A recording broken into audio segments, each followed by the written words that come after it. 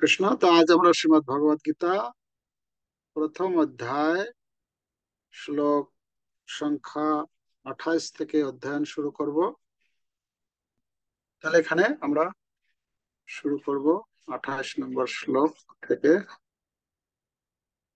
28 নম্বর শ্লোক। অর্জুন উবাচ দৃষ্টেমং স্বজনং কৃষ্ণ যুজুৎসুং সমুপস্থিতম সিদন্তি মম গাত্রাণি মুখং চ পরিশুষ্যতি। পরের শ্লোক। व्यफुतुच्च शरीरे मे रोमहर्षश्च जायते गाण्डीवं स्रंसते हस्तात् त्वक्चैव परिदह्यते। 30 নম্বর শ্লোক। न च शक्नोम्यवस्थातुं भ्रमतीव च मे मनः निमित्तानि च पश्यामि विपरीतानि केशव। न च श्रेयनुपश्यामि हत्वा स्वजनमाहवे न कांक्षे विजयं कृष्ण न च राज्यं सुखानि च। 32 থেকে 35 শ্লোক। কিং নো রাজ্যেন গোবিন্দ কিং ভোগৈর্জীবিতেন বা যেষামর্থে কাঙ্ক্ষিতং নো রাজ্যং ভোগা সুখানি চ তা ইমেব স্থিতা যুদ্ধে प्राणां त्यक्त्वा धनानि च आचार्याः पितरः पुत्रास्तथैव च पितामहः मातुलः श्वशुराः पौत्राः श्यालः सम्बन्धिनस्तथा एतान्न हन्तुमिच्छामि ज्ञातोऽपि मधुसूदन। अपि त्रैलोक्यराज्यस्य हेतो किं नु मही कृते निहत्य धर्तराष्ट्रान्न का প্রীতি স্যাৎ জনার্দন। 35 নম্বর শ্লোক পর্যন্ত আগে আমরা আলোচনা করিনি। তারপরে যদি সময় হয় আমরা আগে আরো আলোচনা করব। তো এখানে গত ক্লাস পর্যন্ত আমরা শ্রবণ করছিলাম যে কিভাবে কৌরব এবং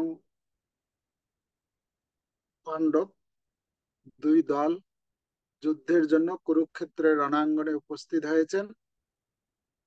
উপস্থিত হয়ে তারা যুদ্ধ করার জন্য প্রস্তুত। দুই দিকের সৈন্যদের বর্ণনা শ্রবণ করেছি। দুই দিকের সৈন্যরা যুদ্ধের জন্য শঙ্খ বাজিয়েছেন। তার সঙ্গে সঙ্গে যুদ্ধক্ষেত্রের যে আহ অন্যান্য বাদ্যযন্ত্র সেগুলো বেজে উঠেছে। আর তার পরবর্তীতে তার পরবর্তীতে এদিকে আহ আপনার অর্জুন ভগবান শ্রীকৃষ্ণকে জিজ্ঞাসা করছেন যে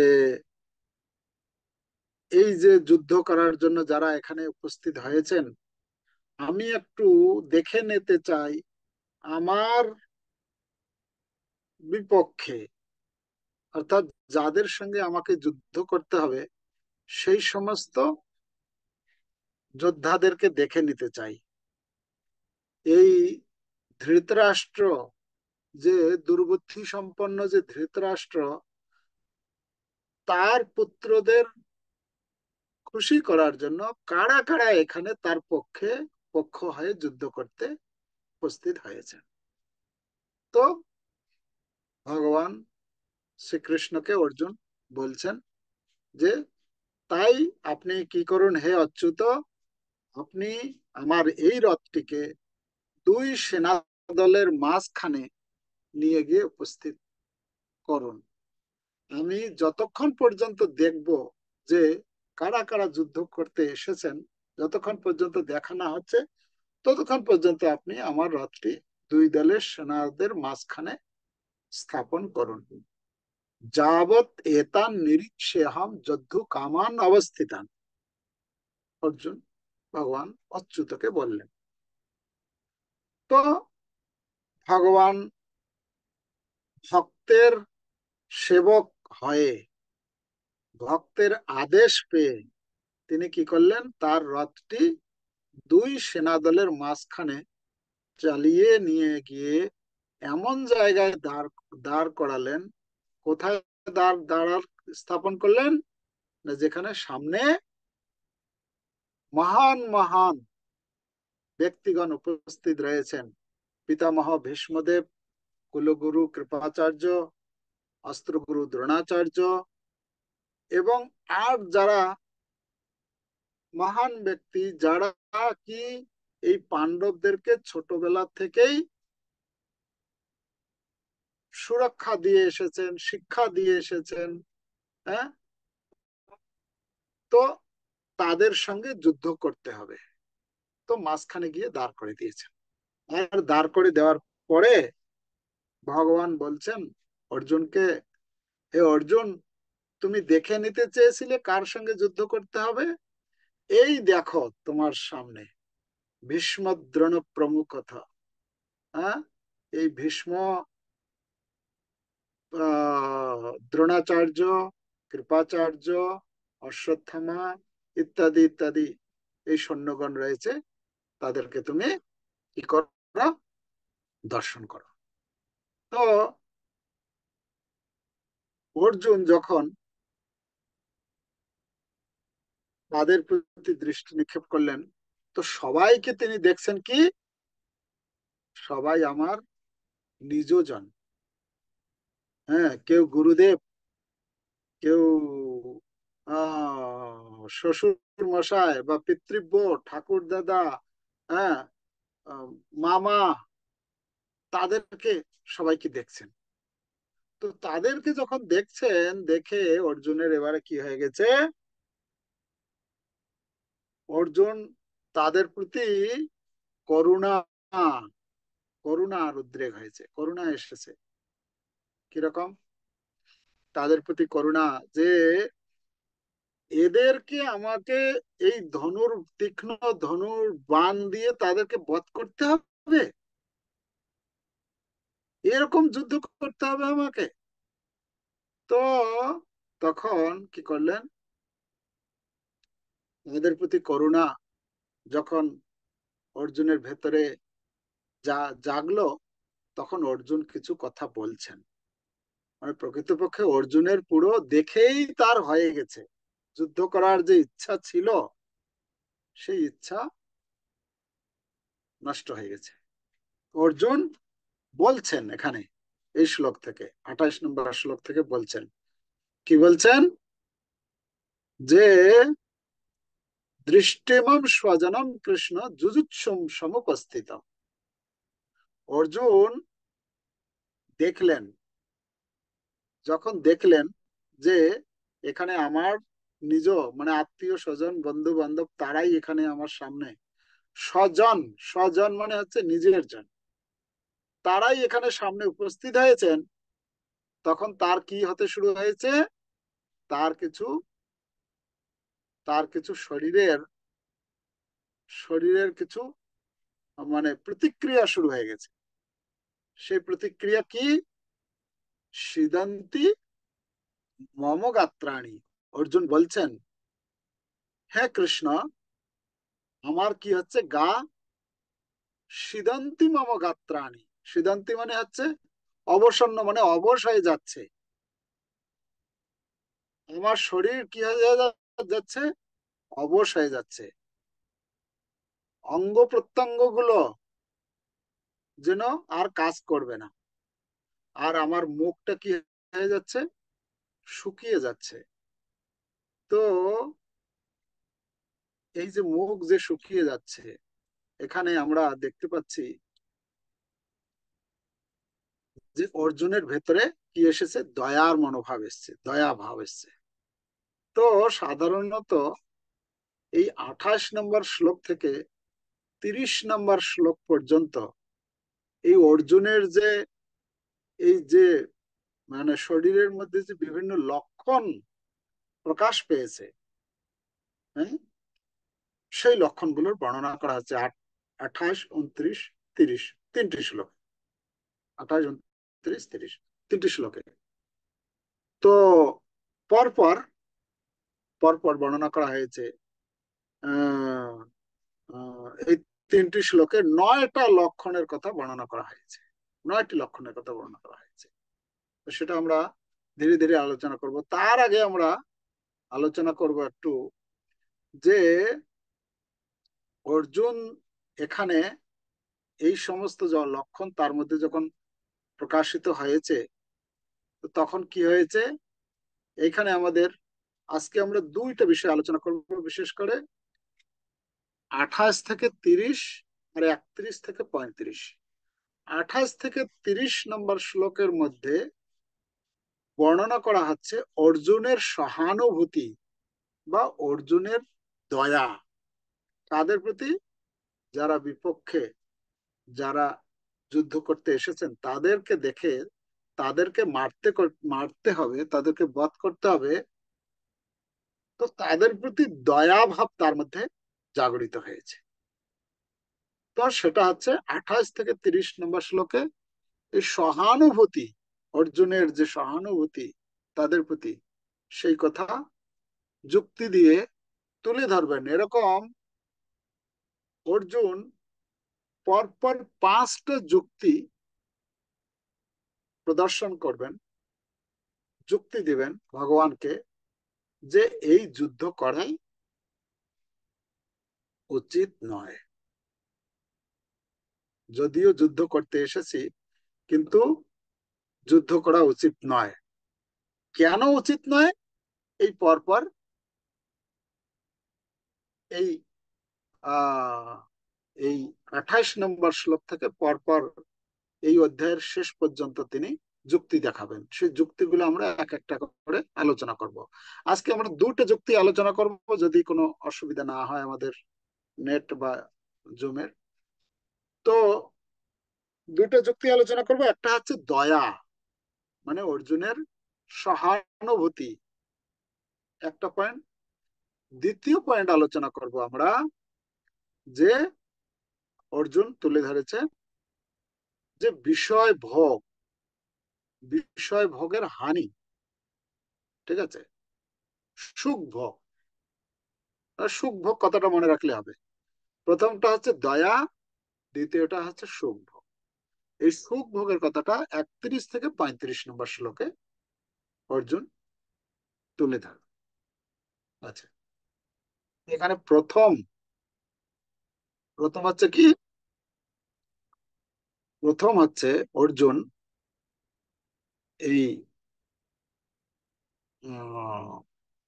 28 থেকে 30 নম্বর শ্লোকে যে তার যে অঙ্গের যে এগুলো হচ্ছে সেটা আলোচনা করা হচ্ছে। আমরা 28, 29, 30 নম্বর শ্লোক পর্যন্ত পড়েনি আগে অনুবাদগুলো, ঠিক আছে। অর্জুন বললেন, 28 নম্বর শ্লোকের অনুবাদ, অর্জুন বললেন, হে প্রিয় বর কৃষ্ণ, আমার সমস্ত বন্ধু বান্ধব ও আত্মীয় স্বজনদের এমন ভাবে যুদ্ধাভিলাষী হয়ে আমার সামনে অবস্থান করতে দেখে আমার সমস্ত অঙ্গ প্রত্যঙ্গ অবশ হয়ে যাচ্ছে এবং মুখ শুষ্ক হয়ে উঠছে। এখানে অর্জুনের কি হচ্ছে, অঙ্গ প্রত্যঙ্গ অবশ হচ্ছে আর মুখ শুষ্ক হয়ে যাচ্ছে। দুটো লক্ষণ আমরা পাচ্ছি এখানে, তাই না? এখানে আমরা দুটো পাচ্ছি, অঙ্গ প্রত্যঙ্গ অবশ হয়ে যাচ্ছে আর মুখ শুকিয়ে যাচ্ছে। তো এখানে শিলা প্রভুপাদ তার তাৎপর্যে তিনি তুলে ধরেছেন যে যারা ভগবানের ভক্ত হয়, ভগবানের যে শুদ্ধ ভক্ত, তার তার হৃদয়টা অত্যন্ত কোমল হয়, মানে সে অন্য কারো দুঃখ হোক সে তা সহ্য করতে পারে না, মেনে নিতে পারে না। যারা পরমেশ্বর ভগবানের প্রতি অবিচল ভক্তি থাকার কারণে ভক্তের মধ্যে যে দেবতাদের যে গুণ, সদ্গুণ যত আছে, সমস্ত গুণ তার মধ্যে আসে। এখানে শিল প্রভুপাদ তার তাৎপর্যে ভাগবত থেকে একটা শ্লোক তুলে ধরে ব্যাখ্যা করেছেন। শ্লোকটি আছে দেখুন তাৎপর্যের মাঝামাঝি। যস্যস্তি ভক্তির ভগবত্য কিঞ্চনা সর্বৈ গুণস্তত্র সমাসতে সুরাহ হরাব ভক্তস্য কুতো মহৎগুণা মনোরথে না সতি ধাবত বৈ। যে ভগবানের প্রতি যার অবিচলিত ভক্তি আছে তিনি দেবতাদের সমস্ত মহৎ গুণের দ্বারা বিভূষিত। এখানে বলা হচ্ছে ভগবানের প্রতি যার ভক্তি, হম ভগবানের ভগবানের প্রতি যারা ভগবত ভক্তির অনুশীলন করে, যস্য অস্তি ভগবতী, মানে যার আছে ভগবানের ভগবতী ভগবতী অকিঞ্চনা, অকিঞ্চন ভক্তি যার ভগবানের প্রতি রয়েছে, তার মধ্যে কি হয়, তার মধ্যে সমস্ত সর্বই গুণস্তত্র সমাসতে সুরা, সমস্ত সুরা মানে হচ্ছে দেবতা, সমস্ত দেবতাদের গুণ তার মধ্যে অটোমেটিক চলে আসে। হ্যাঁ, অটোমেটিক চলে আসে তার মধ্যে। সেই জন্য যারা ভগবানের ভক্তি করে তার মধ্যে সদ্গুণের বিকাশ স্বাভাবিকভাবে হয়। আর অপরপক্ষে যারা ভগবানের হরাব অভক্তস্য, যারা ভগবানের ভক্ত নয়, যারা ভগবানের ভক্তি করে না, ভগবানকে মানে না, ভগবানের পুজো করে না, তাদের কি হয়, হরাব অভক্তস্য কুতো মহৎ গুণা, মানে তার মধ্যে মহান গুণ কোথায়, তার মধ্যে মহৎ গুণ থাকতে পারে না। পাত দৃষ্টিতে হয়তো এই জগতে দেখা যায় যে কিছু লোক রয়েছে, যে লোকগুলি যে লোকগুলির মধ্যে কিছু জাগতিক কিছু গুণ রয়েছে, কিন্তু সেই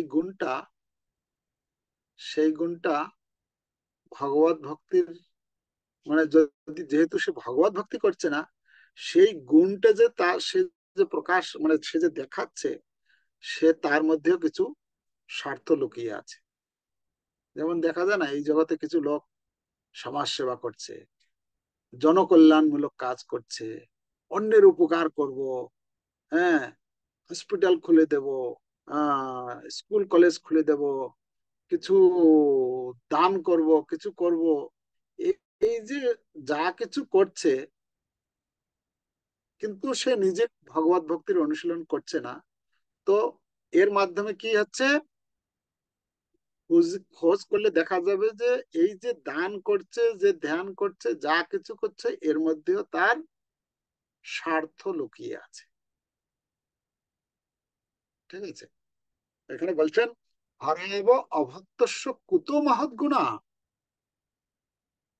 কেন তার মধ্যে মহৎ গুণ থাকতে পারে না, বলেছেন মনোরথে না, মনোরথে ন অসতি ধাবত বহি, তার মনটা হচ্ছে অসতী। অসতী মানে কাকে বলে, অসতী মানে হচ্ছে যে স্ত্রী অপর পুরুষের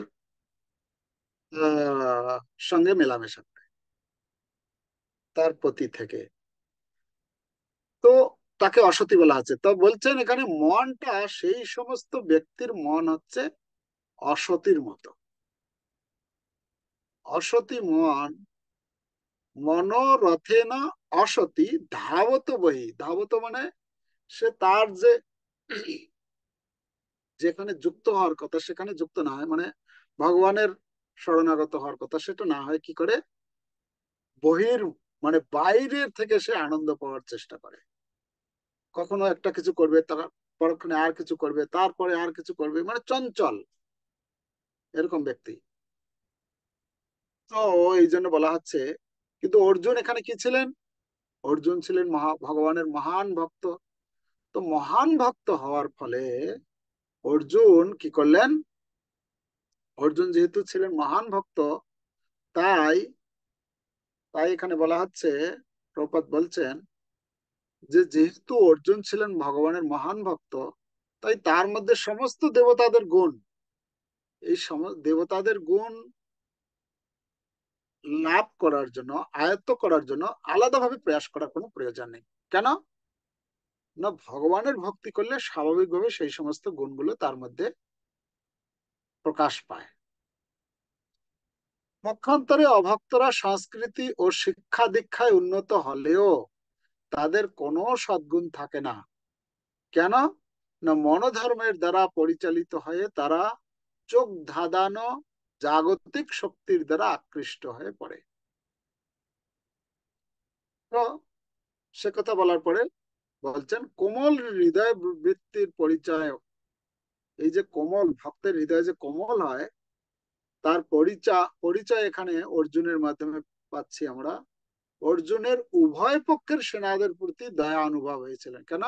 অর্জুন চিন্তা করেছিলেন যে আমাদের পক্ষে যারা আছে সৈন্য, আর অপর পক্ষে বিপক্ষে যারা সৈন্য আছে, এতগুলি সৈন্য, তারা কি হবে? যুদ্ধ যখন শুরু হবে স্বাভাবিকভাবেই তাদের মৃত্যু হবে। তো এই মৃত্যু, এতজন যে মারা যাবে, তো একজন ভক্ত হিসেবে অর্জুনের এটা মেনে নিতে পারেনি। তাই অর্জুন অবাক হয়ে গেছে, এরকম কার্য করতে যাচ্ছি আমরা। প্রপাত আরো আলোচনা করেছেন এর পরবর্তী শ্লোকে। আমরা পরবর্তী শ্লোকটা পড়ি। পরবর্তী শ্লোকের অনুবাদ 29 নম্বর শ্লোক। আমার শরীর কম্পিত ও রোমাঞ্চিত হচ্ছে, আমার হাত থেকে গান্ডিব খসে পড়ছে এবং ত্বক জ্বলে যাচ্ছে।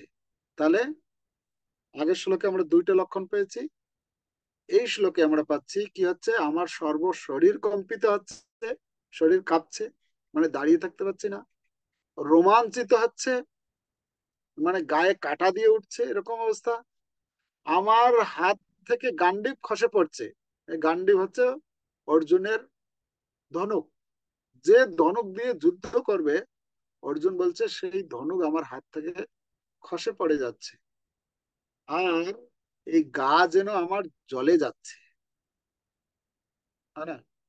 শ্রীল প্রভুপাদ তাৎপর্য বলছেন, শরীরে যে কম্পন হচ্ছিল অর্জুনের, তো সেই সম্বন্ধে বলছেন, শরীরে কম্পন দেখা দেওয়ার দুটি কারণ আছে এবং রোমাঞ্চ হওয়ারও দুটি কারণ আছে। তার একটি হয় চিন্ময় আনন্দের অনুভূতি থেকে, এবং অন্যটি প্রচন্ড জড়জাগতিক ভয় থেকে। আমাদের আমাদের কি কখনো, আমরা কি ভয় অনুভব করি? আমাদের এরকম হয়? ভয়, ভয়ের পরিবেশ কি কখনো আসে আমাদেরকে? একদম পুরো ঘিরে ধরে ভয়। হ্যাঁ, এ ভগবান, আমি কি করব, এইরকম পরিস্থিতির মধ্যে পড়েছি একদম, মানে এরকম পরিস্থিতি আসে কখনো কখনো। তো প্রভুপাদ এখানে বলছেন দুটো কারণে আমাদের শরীরে এই বিকারটা আসে। একটা হচ্ছে ভগবত অনুভূতি। ভগবত অনুভূতি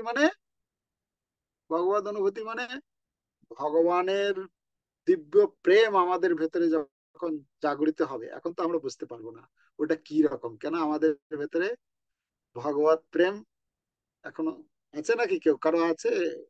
কারো ভেতরে আছে নাকি? আমার ভেতরে তো নেই। ও, আপনার ভেতরে আছে? জয়ন্তী মাতাজির ভেতরে আছে বলছে। ভালো, খুব ভালো। দেখো, ভগবত প্রেমে যখন ভক্ত, আমরা শুনেছি না, মহাপ্রভু মহাপ্রভু কখনো কি হতো, খুব আনন্দ হতো, উদ্যত নৃত্য কীর্তন করতেন, কখনো কান্না করতেন, কখনো, হ্যাঁ, এরকম শুনেছি মহাপ্রভুর লীলাতে। তো যারা উন্নত স্তরে, ভক্তির উন্নত স্তরে উপনীত হয় তাদের তাদের কি হয়, এইসব লক্ষণগুলো দেখা যায়। যেরকম কান্না পাওয়া, কান্না সম্বন্ধে আসবে পরে, আচ্ছা আমরা পড়ি আগে, তারপরে আমরা ধারাবাহিক এগিয়ে যাবো। তাহলে পরের শ্লোকের অনুবাদটা পড়ি।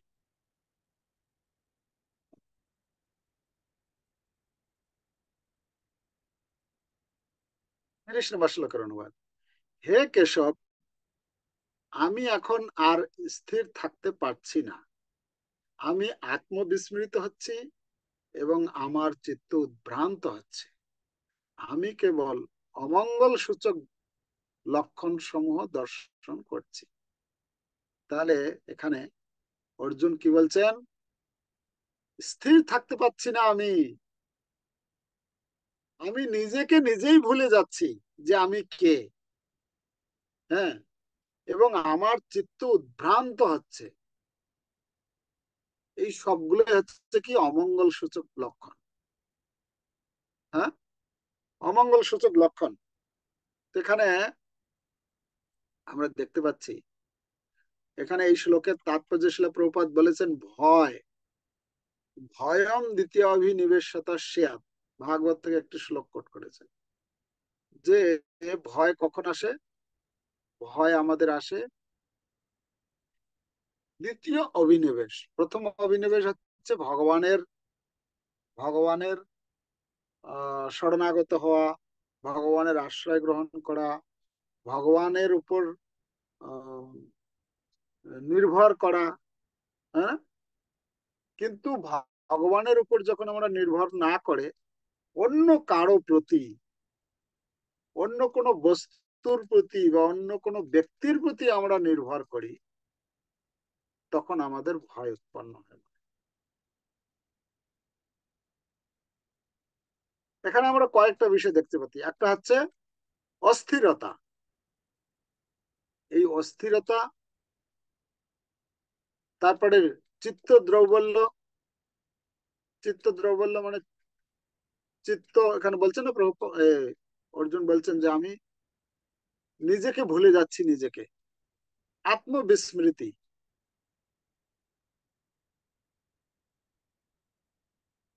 এই 29 নম্বর শ্লোকে আমরা দুইটা পাচ্ছি কি, উন্নত দুই ধরনের কম্পন। একটা হচ্ছে উন্নত অপ্রাকৃত রস আস্বাদন হলে এরকম হয়, আর বিশেষ জড়জাগতিক পরিস্থিতির প্রতি মারাত্মক ভীতির সঞ্চার।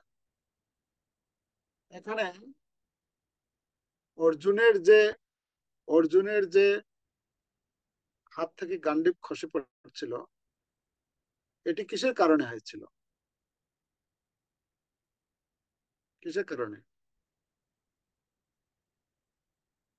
এই কম্পন? জড়জাগতিক কারণে, না না কি কারণে হচ্ছিল? এখানে আমরা দেখতে পাচ্ছি জড়জাগতিক, বহু জড়জাগতিক কারণে। জড়জাগতিক কারণে। এই এই শ্লোকে প্রভুপাদ যে এই ভাগবতের শ্লোকটি কোট করেছেন, ভয়ম দ্বিতীয় অভিনিবেশতাস, এখানে বলছেন জড়জাগতিক বিষয়ে অত্যাধিক অভিনিবেশ হলে বিষয়ের প্রভাবে মানুষের এমন ভীতি ও স্থৈর্যহীনতা উপস্থিতি হয়। মানে যখন দ্বিতীয় অভিনিবেশ মানে হচ্ছে আমাদের সবসময় কৃষ্ণ চিন্তা, কৃষ্ণ সেবা চিন্তা বা কৃষ্ণ ভাবনাময় হওয়াটা হচ্ছে আমাদের মনুষ্য জীবনের জন্য স্বাভাবিক অবস্থা। কিন্তু যখন আমরা এই জগতের কোনো বস্তুর প্রতি অভিনিবেশ করি, মানে একদম পুরো সেটা আমাদের ভেতরে, মনের ভেতরে এমন ভাবে চিন্তা করতে থাকি, সেটা যখন করব তো তখন কি হয়ে যাবে, তার লক্ষণ প্রকাশ পাবে কি, ভয়ের উদ্রেক হবে, ভয়ভীত হবে যে হায় ভগবান আমার কি হবে, ভবিষ্যতে আমাকে কে দেখবে, ভবিষ্যতে আমি আমার এই টাকা পয়সা এইগুলো সব সুরক্ষিত থাকবে তো, আমার ছেলে মেয়ে সব মানে সব সুরক্ষিত থাকবে তো, ইত্যাদি। এই চিন্তা আসবে, মানে দুশ্চিন্তা যাকে বলা হচ্ছে। কেন? যেহেতু আমার ভগবানের প্রতি ভরসা নেই। ভগবানকে আমি আমার প্রভু, আমার মালিক বলে আমি এখনো পর্যন্ত মেনে নিতে পারিনি। তাই কি হবে? তাই আমার ভেতরে এই ভয় কাজ করবে।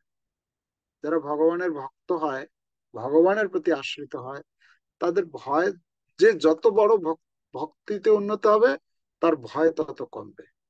যে যত ভক্তি যার কম, তার ভয়ের মাত্রা তত বেশি। তো এটা আমরা নিজেরা নিজেরা মেপে নিতে পারবো, যে আমার ভেতরে একটুখানি হলেই আমি ভয়ভীত হয়ে পড়ি। ভয়টা শুধু এই ভূতে আসলো বা কেউ আক্রমণ করলো তখনই ভয়, এরকম না। ভয় মানে অনেক রকমের ভয় আছে।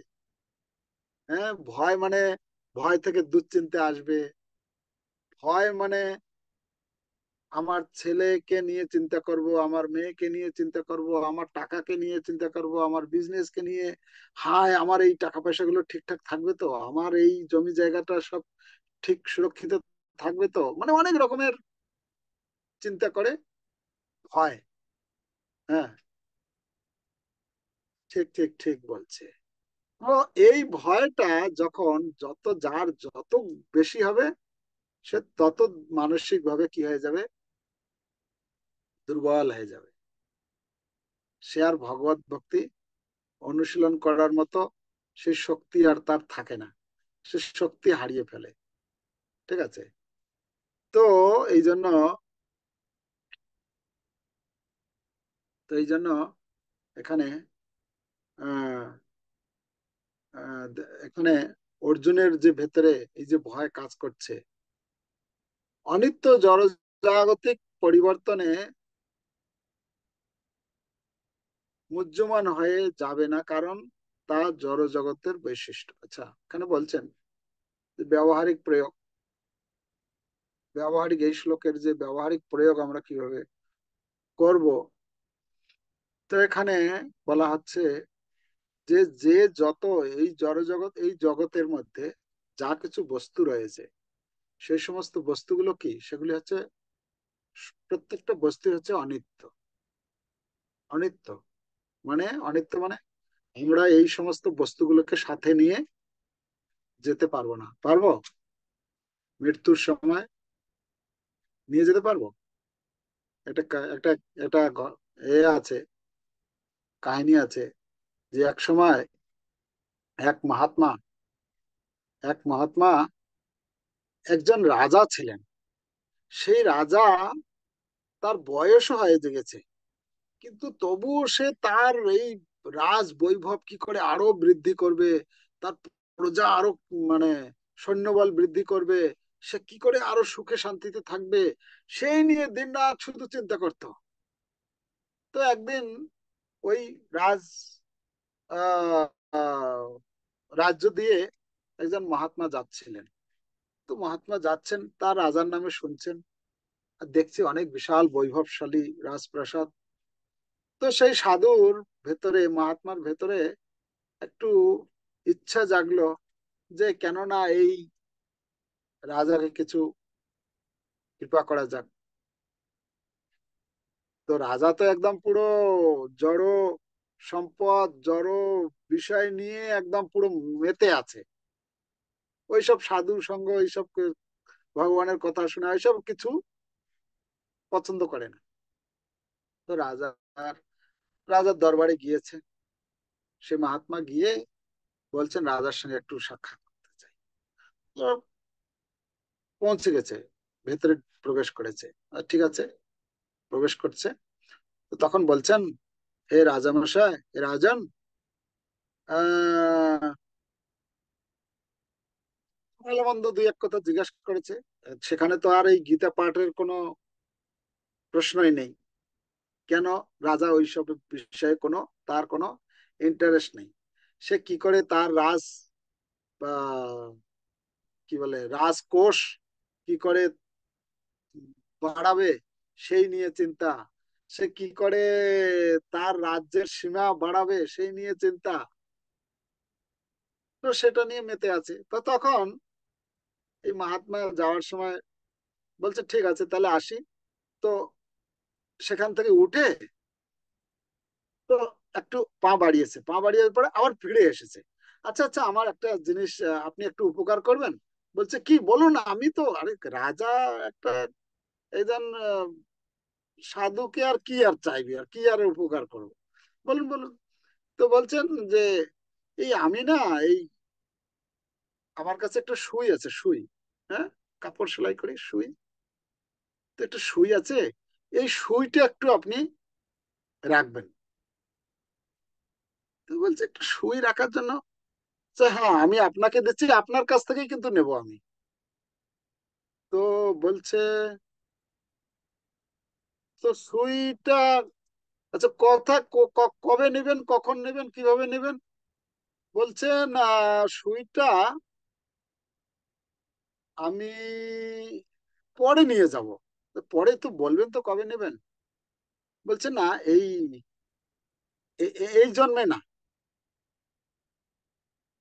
আমি পরবর্তী জন্মে এসে আপনার কাছ থেকে সুইটা নেব, মানে তো দেখা হবে। তো বলছে যে আমি, মানে দুই রকম কথা বলে, তো বলা হচ্ছে যে আমি ওই স্বর্গে যখন যাব, ওইখানে আপনি নিয়ে আসবেন সুইটা, ওইখানে আমি আপনার কাছ থেকে নিয়ে নেব। তো বলছে এটা কি করে হয়, আমি সুইটা কি করে নিয়ে যাব স্বর্গে? এটা তো আমি যখন মারা যাবো তখন তো কিছু নিয়ে যেতে পারবো না, তো সুইটা আমি কি করে না? বলছে কেন, এই সামান্য একটু জিনিস আপনি একটু সুই একটু নিয়ে আসতে পারবেন না? তো রাজা তখন সেই মহাত্মাকে বলছেন, আপনি কি রকম কথাবার্তা বলছেন, এটা সম্ভব নাকি? এই সুইটা আমি কি করে নিয়ে যাব? আমি যখন মারা যাবো তখন তো সবকিছু আমাকে ছেড়ে যেতে হবে। বলছেন আপনি, তখন সাধু বাবা বলছেন যে এই সামান্য একটু জিনিস, আমি এইটুকু আপনি আমার উপকার করতে পারবেন না? একটু সুই একটু আপনাকে এই দিচ্ছি, এইটা আপনি নিয়ে আসতে পারবেন না? বলছে এরকম কোনো পরিস্থিতি এখনো পর্যন্ত কোনো উপায় হয়নি যে এরকম কোনো বস্তু এখান থেকে নিয়ে যাওয়া যায়। বলছে, তখন সাধু বলছেন, হ্যাঁ এইটাই আমি বলছিলাম, এটাই আমি বলতে যাচ্ছিলাম, যে আপনি এই সামান্য মাত্র একটুখানি সুই, একটা সুচ, একটু কতটুকু জিনিস, এতটুকু জিনিস আপনি নিয়ে যেতে পারবেন না। আর আপনি যে এই যে বিশাল বিশাল আহ, রাজপ্রাসাদ, আপনার রাজ্যের সীমানা বাড়ানোর জন্য কত প্ল্যান পরিকল্পনা, রাজকোষ কিভাবে ধন সম্পদ মানে একত্রিত করব ইত্যাদি, আপনি যে পুরো সারা জীবন আপনি যে এটা করে যাচ্ছেন, তা আপনার সঙ্গে কি এগুলো যাবে? আপনি কোনো কিছু নিয়ে যেতে পারবেন? তখন বলছে না, আমি তো এগুলো কোনো কিছু নিয়ে যেতে পারবো না।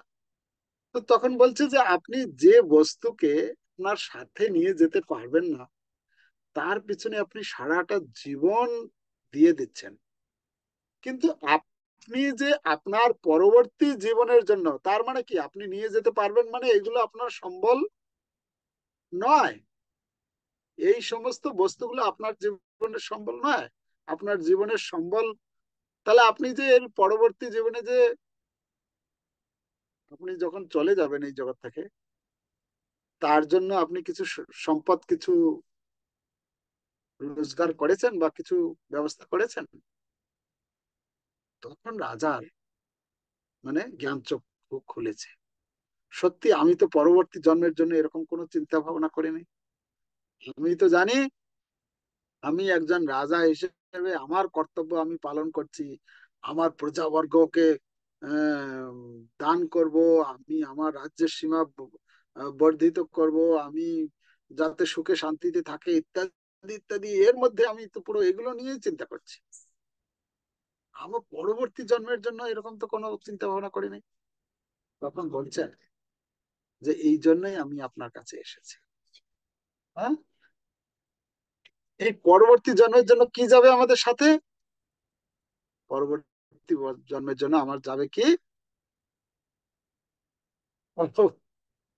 পরবর্তী জন্মের জন্য আমাদের সঙ্গে কি যাবে, ভগবানের এই যে নাম করছি, ভগবানের যে কথা শ্রবণ করছি, ভগবানের আহ মুখ নিঃসৃত বাণী ভগবত গীতা অধ্যয়ন করছি, এই যে সম্পদ, এই সম্পদটা আমাদের সাথে যাবে। ঠিক আছে? এটা হচ্ছে দিব্য সম্পদ। এই সম্পদটা কেউ চুরি করতে পারবে না, এটা কেউ ছিনতাই করে নিতে পারবে না, এটার কেউ ভাগীদার দাবিদার কেউ দাবি করতে পারবে না। পারবে? যতটুকু করছি এতটুকু আমার কি হচ্ছে, সঞ্চিত হচ্ছে। একটু একটু একটু একটু করে আমি সঞ্চয়, ব্যাংকে যেরকম টাকা জমা করছি, মানে আমাদের ব্যাংকে টাকা জমা হচ্ছে, তো এটা সঞ্চিত হচ্ছে। আর যাদের ব্যাংক হয়তো অ্যাকাউন্টে খোলেনি, হ্যাঁ, এই জগতের সংসার নিয়ে পুরো মেতে আছে, কি করে টাকা ইনকাম করব, কি করে আমার আত্মীয় স্বজন বন্ধু বান্ধব এদেরকে ভালো করে তারা যাতে আমার বাহবা দেয়, হ্যাঁ হ্যাঁ বেটা তুমি আমাদের কত কিছু করে দিয়েছো ইত্যাদি ইত্যাদি, সেটা নিয়ে মেতে আছে, হয়তো অ্যাকাউন্ট খোলেনি এখনো, আর জমা করবে কি? হ্যাঁ, পরবর্তী জন্মের যে অ্যাকাউন্ট, সেটা এখনো ওপেনিং হয়নি। তো এই যে আমরা করছি এটা, এটার মাধ্যমে কি হচ্ছে, আমাদের পরবর্তী জন্মের জন্য অ্যাকাউন্টে জমা করছি, একটু একটু করে জমা করছি। যে যত জমা করবে সে তত, যখন এখান থেকে চলে যাবে, বাস তার জন্য ওখানে দিব্য সুখ, চিন্ময় সুখ অপেক্ষা করবে। জানি তো, আহ, কথা হচ্ছে, আমরা এই যে ভগবত ভক্তি অনুশীলন করছি, এটা আমাদের সেই অ্যাকাউন্টে জমা হচ্ছে, যে যখনই আমাদের এই শরীর ত্যাগ করব, আমরা এই জগতের যা কিছু বস্তু এখানে রেখে দিয়ে আমরা চলে যাব, আনন্দে যাব, খুশিতে যাব। কেন? আমার ওখানে অনেক ব্যবস্থা করা আছে আগে থেকে, এই জন্য আমার কোনো ভয় নেই। আমার এখনই মৃত্যু হয়ে যাক, কেন, আমার ওখানে এত আমার পুঁজি করা আছে, ওখানে গেলেই আমার আমার জন্য থাকা খাওয়া সব রকম ব্যবস্থা আমার হয়ে যাবে। তাহলে তার কোনো ভয় থাকবে? ভয় কার থাকবে? যার ওইখানে কোনো অ্যাকাউন্ট নেই, বা অ্যাকাউন্টে খুব সামান্য অল্প স্বল্প সঞ্চয় করা আছে। তাদের চিন্তা হবে, হ্যাঁ আমি যে ওখানে যাব, কি করব, হায় আমার তো সময় চলে গেল এইদিকে, হ্যাঁ ওখানকার জন্য তো কিছু করতে পারলাম না, ইত্যাদি ইত্যাদি। তাহলে তখন আমরা ভয় মুক্ত হতে পারবো, যখন আমাদের ওই অ্যাকাউন্টে জমা একদম পুঞ্জীভূত করে রাখবো। তো এই যে আপনারা যে ভগবানের কথা শ্রবণ করছেন, ভগবানের বাণী ভগবত গীতা অধ্যয়ন করছেন, এটা আমাদের কি হচ্ছে, ওই অ্যাকাউন্টে সঞ্চয় করা হচ্ছে। আপনাদেরকে অসংখ্য অসংখ্য ধন্যবাদ। আজকের ক্লাস আমরা এখানেই রাখি।